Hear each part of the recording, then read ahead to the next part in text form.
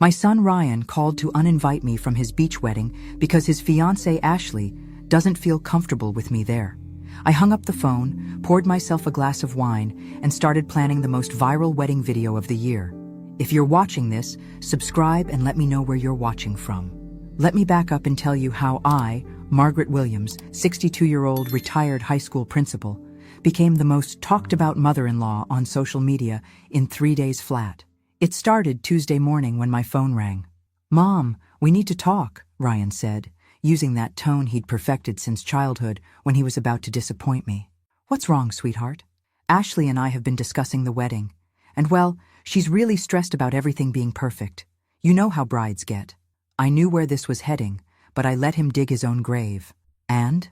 The thing is, she doesn't feel comfortable with you there. She thinks your presence might make things awkward. 27 years I raised this boy alone after his father decided fatherhood wasn't his calling. I worked double shifts to pay for his college, his car, his apartment deposit. I bit my tongue through 2 years of Ashley's passive-aggressive comments about my outdated opinions and old-fashioned cooking. "I see," I said calmly, though my hand tightened around the phone. "And you agree with this decision?" "Mom, please don't make this harder than it is. It's just one day. We'll have a nice dinner after they get back from their honeymoon." "Of course," I replied. "I understand completely." The relief in his voice was audible. "Really? Thanks, Mom. I knew you'd be reasonable about this." After I hung up, I sat in my kitchen staring at the wedding invitation on my refrigerator. The elegant script announced that Ashley Thompson and Ryan Williams would be exchanging vows at Sunset Beach Resort this Saturday, the same invitation I'd helped Ryan address because Ashley claimed her carpal tunnel was acting up.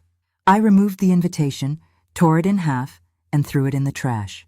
Then I opened my laptop and started researching. See, here's what my dear future daughter-in-law didn't know about me. I might be 62, but I've been on social media longer than she has.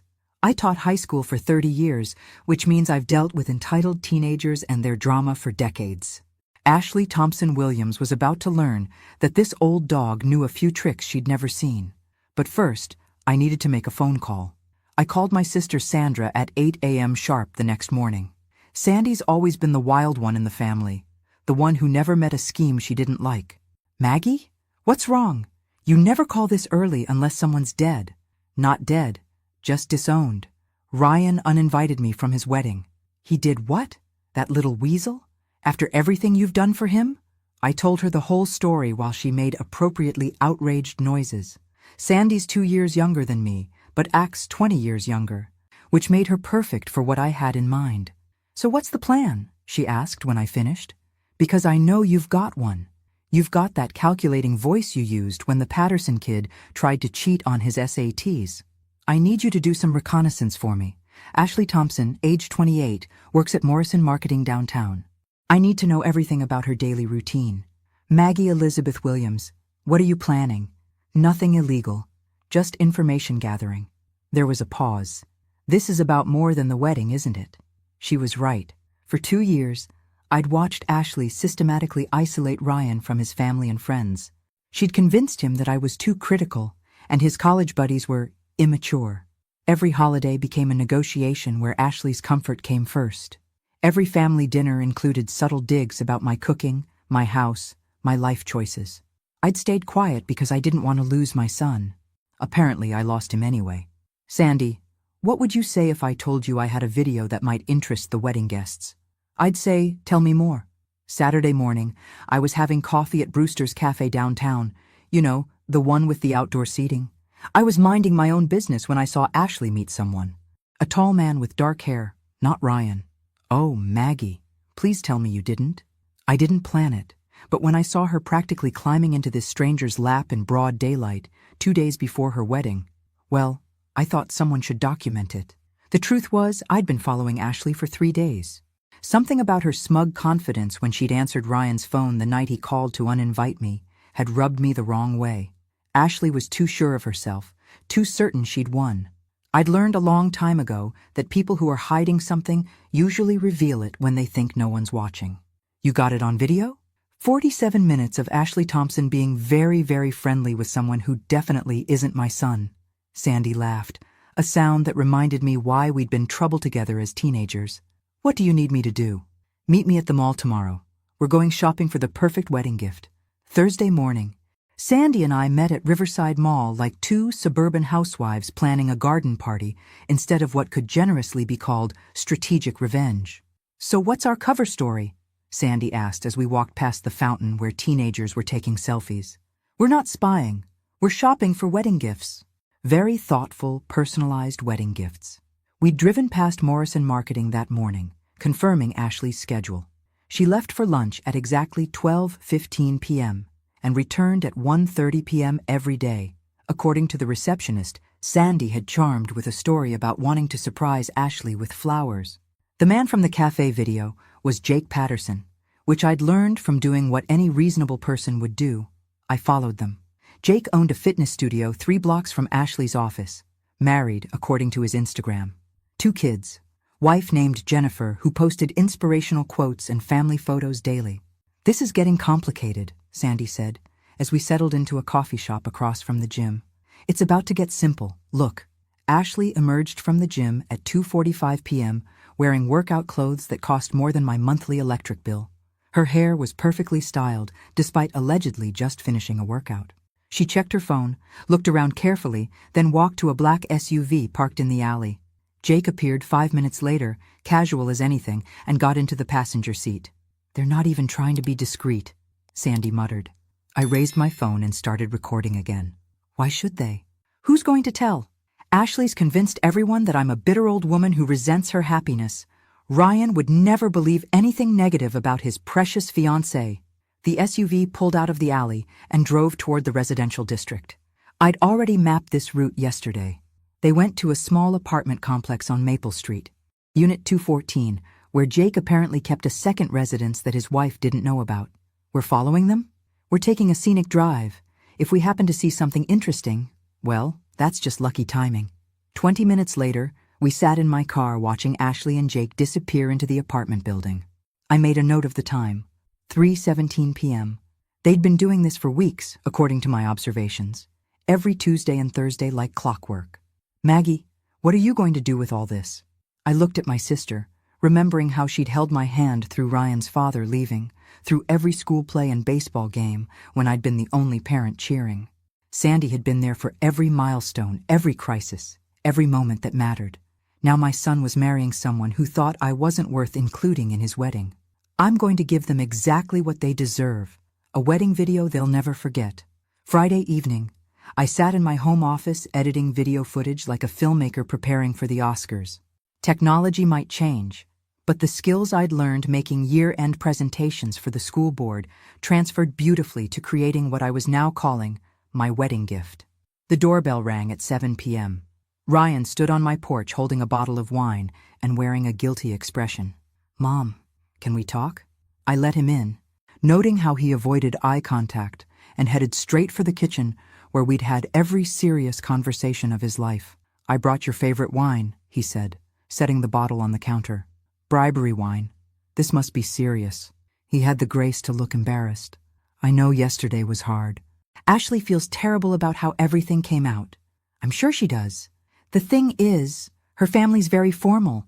They have these traditions about wedding parties and guest lists. Her grandmother's really old-fashioned about these things."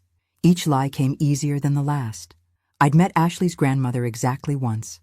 A delightful woman who'd told me she was thrilled Ashley had found someone with such a wonderful mother.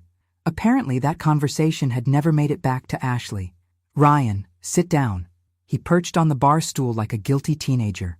"Mom, please don't make this about you. It's their day." "You're right. It is their day, and I want it to be perfect for them." Relief flooded his face. "Really? You're not mad?" I reached across the counter and squeezed his hand, the same hand I'd held through countless doctor visits and school events and heartbreaks. "Sweetheart, I just want you to be happy. That's all I've ever wanted. I love you." "Mom, you know that, right?" "I know." After he left, I went back to my computer. The video was almost finished. 3 files total: the cafe meeting, the gym rendezvous, and yesterday's apartment visit. Clear footage, perfect audio, timestamps visible. Everything a good documentary should have. I'd also spent the afternoon creating social media accounts. Not for me, of course. I was just a heartbroken mother who'd been excluded from her son's wedding. But my friend, Sarah Mitchell, whose profile I'd crafted carefully with stock photos and a believable backstory, had quite a following already. Sarah was a wedding photographer who believed in truth and transparency. She posted inspiring quotes about love and honesty. She had strong opinions about fidelity and respect in marriage. People loved her content. Tomorrow, Sarah would attend a beach wedding as a guest and happened to capture some very interesting footage. My phone buzzed with a text from Ryan. "Thanks for understanding. Mom, you're the best. See you when we get back." I typed back, "Have a wonderful wedding, sweetheart. You deserve everything that's coming to you." True words, every one of them. Saturday morning dawned perfect for a beach wedding. Sunny, 78 degrees, gentle breeze. I dressed carefully in a navy blue sundress and comfortable sandals, grabbed my professional-grade camera, and drove to Sunset Beach Resort. The parking lot was filling with wedding guests. I recognized several people from Ryan's college years and Ashley's work friends. They all looked happy and excited, checking their phones and fixing their makeup before the ceremony. I parked 3 rows back and watched the setup. The ceremony would take place on the beach at 4 p.m., reception in the resort ballroom afterward. I'd helped Ryan plan enough of this wedding to know every detail back when I was still invited. At 2 p.m., I walked into the resort lobby like I belonged there. Nobody questioned a well-dressed woman with a camera. Wedding photographers were everywhere at beach resorts. "Excuse me," I asked the concierge. "Could you direct me to the Thompson Williams wedding preparation suite?" "Of course. The bridal party is in the Sunset Suite on the 3rd floor. Just follow the signs." I took the elevator up and found the hallway bustling with activity. Bridesmaids in coral dresses hurried between rooms, carrying flowers and makeup bags. The groomsmen were in the sunrise suite across the hall, and I could hear Ryan's voice through the door. For a moment, I almost wavered. He sounded so happy, so excited. This was my son's wedding day, regardless of everything else. Then Ashley's voice carried from the bridal suite. "God, I'm so glad we didn't invite his mother. Can you imagine? She would have found some way to make this about her. I mean, the woman still dresses like it's 1995. Her bridesmaids laughed, and I heard one of them say, "At least you won't have to deal with her very often after this." Living in different states will help. Different states? They were moving? I moved closer to the door, pretending to adjust my camera settings. "Ryan doesn't know yet," Ashley continued. "I'm going to tell him after the honeymoon. I got offered a position in California, and honestly, it's the perfect excuse to get away from all his baggage. His friends are immature, and his mother is just clingy and pathetic." Another voice. "What if he doesn't want to move?" Ashley's laugh was cold. "He'll do whatever I tell him to do. He always has. The man is completely whipped." I'd heard enough. More than enough. I walked back to the elevator, rode down to the lobby, and went outside to wait. The wedding would start in 2 hours. Jake Patterson would be attending as Ashley's friend from work, according to the guest list I'd helped compile months ago. This was going to be very interesting. At 3:45 p.m., I took my position on the public beach access, close enough to film everything, but far enough to avoid recognition. The wedding party assembled as the guests took their seats. Ryan looked handsome in his white linen suit. Ashley was stunning in her designer gown. The officiant began the ceremony with words about love, commitment, and honesty. I started recording. The ceremony was beautiful. I'll give them that. Ryan's eyes filled with tears when Ashley walked down the aisle. The vows were traditional but heartfelt. Even I got a little emotional watching my son promise to love and honor someone who, in about 48 hours, would be the most hated bride on the internet. After the "you may kiss the bride" moment, the guests moved to the reception. I followed at a distance, filming everything. The cocktail hour, the dinner, the speeches that praised Ashley's sweetness, and Ryan's luck in finding such a wonderful woman. Then came the dancing. Ashley and Ryan had their first dance to "At Last" by Etta James. So romantic, so perfect, so completely ironic, given what I knew about the bride's extracurricular activities. At 9:30 p.m., I noticed Jake Patterson approaching Ashley during a slow song. They spoke briefly, and I caught her glancing around nervously before following him toward the beach exit. I slipped out a side door and positioned myself behind a sand dune with my camera. The audio wasn't as clear outside, but the visual was crystal clear. Ashley and Jake walked to a secluded spot about 50 yards from the reception. Even with the distance, the body language was unmistakable. This wasn't a casual conversation between work friends. He kissed her. She kissed him back. Kissed. For 3 full minutes, while her new husband danced with his best man's wife inside, completely oblivious. I filmed every second of it. When they separated, I heard Ashley say, "2 more hours and we can leave. I told Ryan I have a headache coming on." "My room's ready," Jake replied. "Jennifer thinks I'm in Miami on business until Sunday." Perfect. One last celebration before the honeymoon. They walked back separately. Ashley first, then Jake 5 minutes later. I waited until they were inside before moving to the parking lot to upload everything to my laptop. 3 hours later, I was home with a USB drive containing 2 hours of Ashley's wedding day footage, plus the earlier videos from the cafe, gym, and apartment. I'd also captured several audio clips that would provide perfect context. I made myself a cup of tea and opened my laptop. Sarah Mitchell had been busy all week, building anticipation for her special wedding project that would expose the truth about modern marriage. Her follower count had grown to 50,000 people who were eagerly waiting for her next post. I looked at the clock. 2:17 a.m. In 5 hours, Ryan and Ashley would be flying to Cancun for their honeymoon. By the time they landed, Wedding Day Truth, When Love Isn't Enough, would be trending on every social media platform. I scheduled the post for 7 a.m. and went to bed. 3 days after being told I wasn't welcome at my son's wedding, I was about to give him the most memorable wedding gift of his life, the truth. By 9 a.m. Sunday morning, Wedding Day, Truth, When Love Isn't Enough, had 2.3 million views and climbing. My phone had been buzzing non-stop since 7:30, but I was ignoring it while I made pancakes and watched the comment count explode. The video was masterfully edited, if I do say so myself. It started with beautiful wedding footage, Ryan and Ashley looking radiant, exchanging vows, dancing their first dance. Then the screen split. On one side, Ashley slow dancing with her new husband. On the other side, security camera footage from the cafe showing her with Jake 3 days earlier. The audio was devastating. Ashley's voice from the bridal suite, "God, I'm so glad we didn't invite his mother. The woman is just clingy and pathetic." Then cut to her wedding vows, "I promise to honor you above all others." The finale was pure cinematic gold. Ashley and Jake kissing on the beach while At Last played softly in the background. Then cut to Ryan inside, completely oblivious, laughing with his groomsmen. Sarah Mitchell had captioned it perfectly. "This groom deserves so much better. When you exclude family from your wedding, sometimes the truth finds another way to be heard." Wedding truth, justice, modern marriage. My phone rang for the 15th time. Ryan's number. I let it go to voicemail again. At 9:47 a.m., someone knocked on my door. Through the window, I saw Sandy holding a bag from my favorite bakery and grinning like the Cheshire Cat. "You magnificent, vindictive genius," she said, pushing past me into the kitchen. "Have you seen the news?" "What news?" She turned on my TV and flipped to the local morning show. There was Ashley's wedding photo on screen with the headline, "Viral Wedding Video Exposes Cheating Bride." The anchor was saying, "The identity of the videographer remains unknown, but the footage has sparked a national conversation about honesty in marriage and the treatment of extended family in modern weddings." "They're calling you a mystery wedding photographer," Sandy laughed. "Channel 7 wants to interview Sarah Mitchell, but can't find her. Imagine that." My phone buzzed with a text from an unknown number. "We know it was you.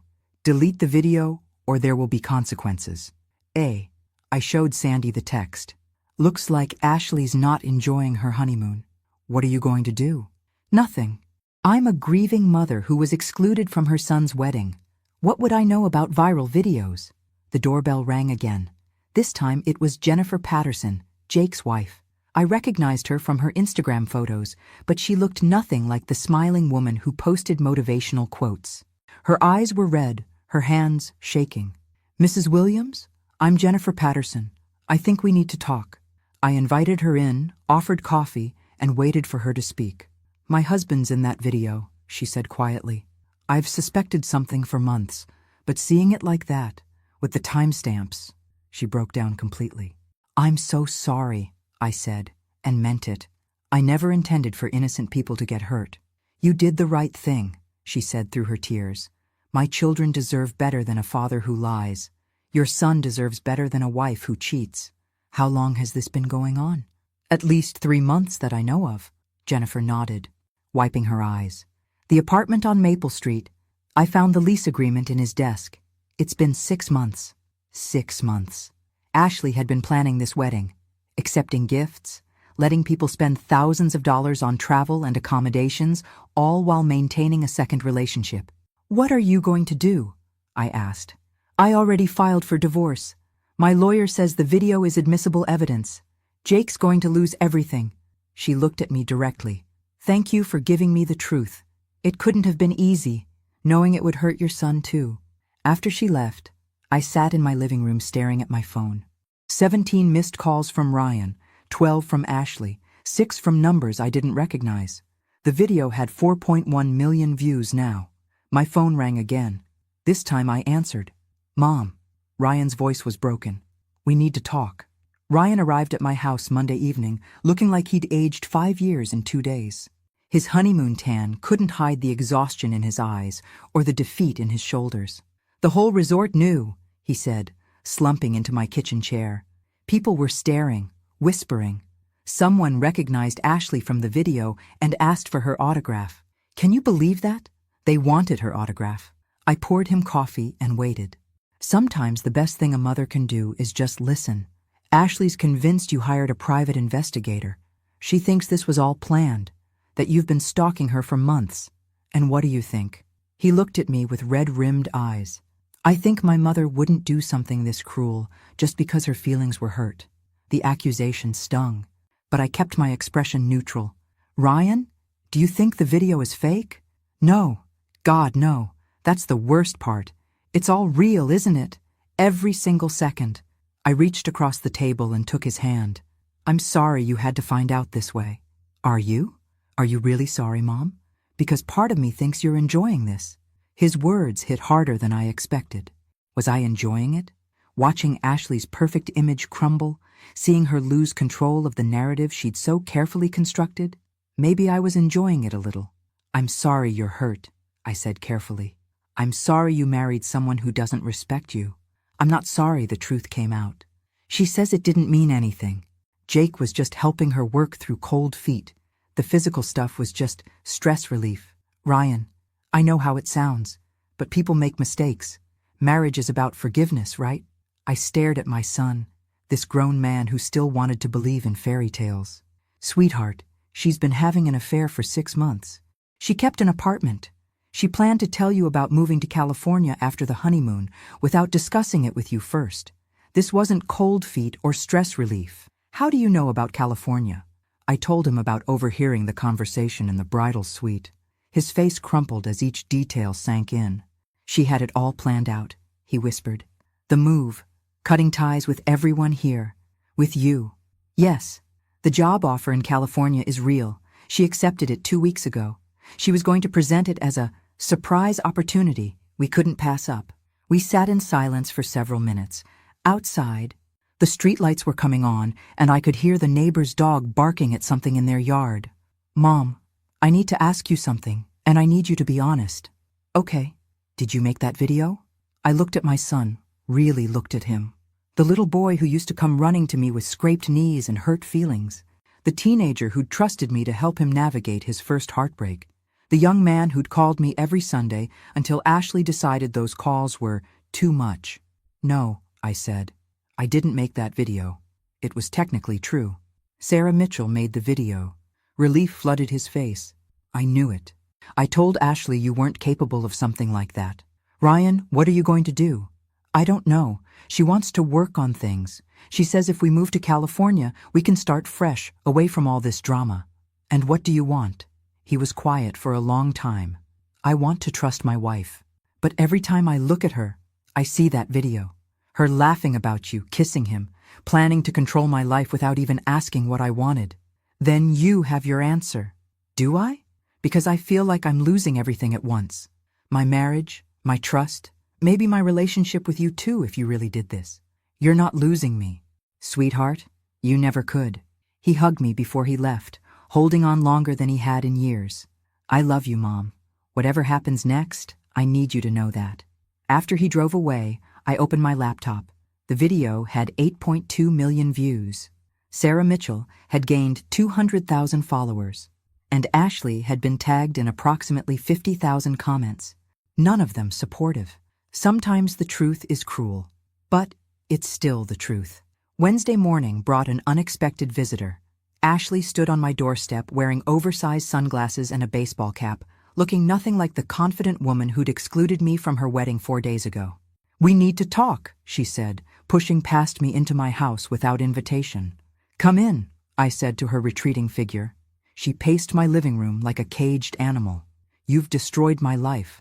My job wants me to take a leave of absence. My family won't speak to me. Jake's wife is taking everything in their divorce and naming me as co-respondent. I'm sorry you're going through this." She whirled around. "Are you? Because I think you planned every second of this. I think you hired someone to follow me and Jake. I think you orchestrated this whole thing because your feelings got hurt." I sat down on my couch and gestured for her to do the same. She remained standing, vibrating with anger and desperation. "Ashley, let me ask you something. If roles were reversed, if Ryan had been having an affair and I had proof, would you want me to tell you? That's not the same thing, isn't it? You made choices. Those choices had consequences. The video didn't create your affair or your lies. It just revealed them. You don't understand. Jake and I, it's complicated. Ryan is sweet, but he's not challenging.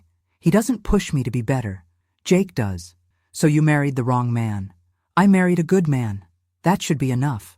I studied Ashley's face, seeing something I hadn't noticed before. Under the anger and desperation was genuine confusion. She really believed she could have both lives, the security of marriage to Ryan and the excitement of an affair with Jake. "Ashley, did you love Ryan when you married him?" "Of course I did. I do." "Then why exclude his mother from your wedding?" She sat down finally, her composure cracking. "Because you see too much. You ask questions. You make me feel like I'm not good enough for him." "Are you?" The question hung in the air between us. Ashley's carefully constructed facade was crumbling in real time. "I don't know," she whispered. "I thought I was. But being with Jake made me feel alive in a way Ryan never did. And I thought I could have both, that nobody would get hurt if I was careful. Somebody always gets hurt, Ashley. The only question is who and when. I never meant for it to go this far. The affair was supposed to end after the wedding. Jake was supposed to be my last bit of freedom before settling into married life. But it didn't end. No, it got stronger. And then there was the job offer in California. And it seemed like a sign, a way to start over, maybe even find a way to be with Jake eventually. I felt an unexpected pang of sympathy for this young woman who'd made such destructive choices. "Ashley, you need to be honest with Ryan. About all of it. He'll leave me. He might. But if you keep lying, you'll definitely lose him, and you'll lose yourself too." She stared out my window for several minutes. "The video. Can you get it taken down?" "I can't. And even if I could, screenshots exist. It's out there now. So I'm ruined. My career, my marriage, my reputation, all because I made some bad choices. You're 28 years old. You're not ruined unless you choose to be. But you need to stop blaming everyone else and start taking responsibility." Ashley left without another word. Through my window, I watched her sit in her car for 10 minutes before driving away. That evening, Ryan called. "Ashley told me about her conversation with you. About California, about Jake, about everything. How are you doing?" "I'm filing for annulment. Turns out when your wife has been planning to relocate your entire life without telling you, it counts as fraud." Relief flooded through me. "I'm proud of you. Mom, I need to apologize for everything. For letting Ashley treat you badly, for excluding you from the wedding, for doubting you when the video came out. You don't need to apologize for loving someone. But I do need to apologize for choosing her over you. You've never been anything but supportive, and I let her convince me you were the problem. Ryan, what matters is that you see clearly now. I do, and I see that I have the strongest, smartest mother in the world, someone who taught me that actions have consequences, even when I forgot that lesson. What will you do now? I'm moving back home for a while. If that's okay, I need to figure out who I am when I'm not trying to be who someone else wants me to be. Your room is exactly as you left it. 3 weeks after the wedding that broke the internet, I was grocery shopping when a young woman approached me in the produce section. "Excuse me, are you Margaret Williams?" My heart stopped. Had someone figured out the connection between me and the viral video? "Yes, I am. I'm Sarah Chen from Channel 7 News. I've been investigating the wedding video story, and I'd like to ask you a few questions." This was it, the moment I'd been dreading. "I'm not sure how I can help you." "Well, you're Ryan Williams' mother, correct? The groom in the video?" "Yes. And you weren't invited to your son's wedding?" "That's correct." Sarah pulled out her phone and started recording. "How did that make you feel?" I looked at this young reporter, probably Ashley's age, eager for her big break. "It made me feel sad. Every mother wants to be part of her son's wedding day. Did you know about your daughter-in-law's affair?" I had no knowledge of Ashley's personal relationships beyond what I observed as Ryan's mother. "Some people online are speculating that you might have been involved in creating or distributing the wedding video. Any comment on that?" This was the moment of truth. I could lie, deny everything, and probably get away with it. Or I could own what I'd done and face the consequences. "Sarah, let me tell you something about being a mother. When your child is being hurt, your first instinct is to protect them. Sometimes that means stepping back and letting them learn from their mistakes. Sometimes it means intervening. So you're saying you did create the video?" "I'm saying that sometimes the truth needs help finding its way to the surface." Sarah's eyes widened. She'd gotten more than she bargained for. "Mrs. Williams, are you admitting on camera that you created the viral wedding video?" I thought about Ryan, home in his childhood bedroom, slowly rebuilding his confidence and sense of self. I thought about Jennifer Patterson, finally free from a lying husband. I thought about all the comments on the video from people thanking Sarah Mitchell for exposing the truth. "I'm admitting that I love my son enough to make sure he knows the truth about the person he married, even if it meant risking my relationship with him. Even though it humiliated your daughter-in-law publicly?" Ashley humiliated herself. I just documented it. The interview aired that evening. By the next morning, I was getting calls from talk shows, podcasts, and documentary filmmakers. Justice Grandma was trending on Twitter. Opinion pieces were being written about maternal intuition, wedding ethics, and the price of truth. Some people called me a hero. Others called me vindictive and cruel. I was simultaneously celebrated and condemned, sometimes by the same people. But Ryan supported me completely. "You saved me from making the biggest mistake of my life," he told reporters who showed up at our house. "My mother saw what I was too blinded by love to see." Ashley, meanwhile, had moved to California to take the job she'd planned all along. Jake was living in a studio apartment and working at a different gym after his wife took everything in the divorce. The video had over 50 million views now. Sarah Mitchell had become an internet legend, even though everyone knew she was really me.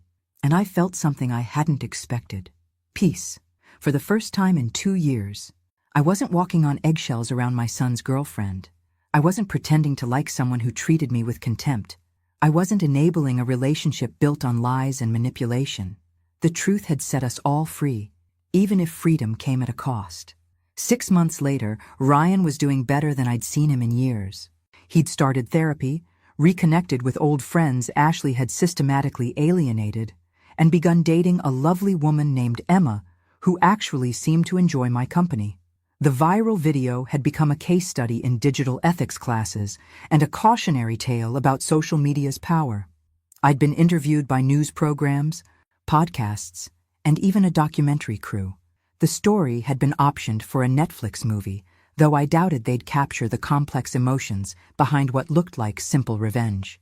But the real vindication came when Ashley called me on a Tuesday evening in October. "Mrs. Williams, it's Ashley. Ashley Thompson." "Hello, Ashley. How are you?" "I'm different. Better, I think. I wanted to call and thank you." That wasn't what I'd expected. "Thank me?" "The video destroyed my life, but it also saved it. Does that make sense?" "Tell me." "I've been in therapy since I moved to California. Real therapy, not just the couples counseling Ryan and I tried.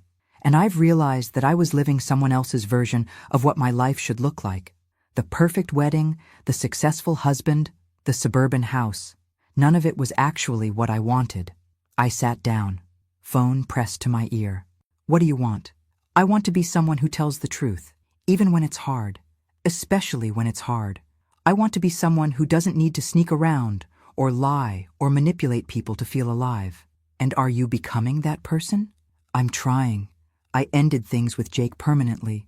I told my parents about the affair and the divorce. I'm dating someone new, and he knows everything about my past. No secrets. I'm glad you're finding your way.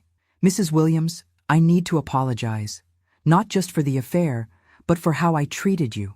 You were never the problem. I was just threatened by how clearly you saw me. Ashley, we all make mistakes. Y'all. What matters is learning from them.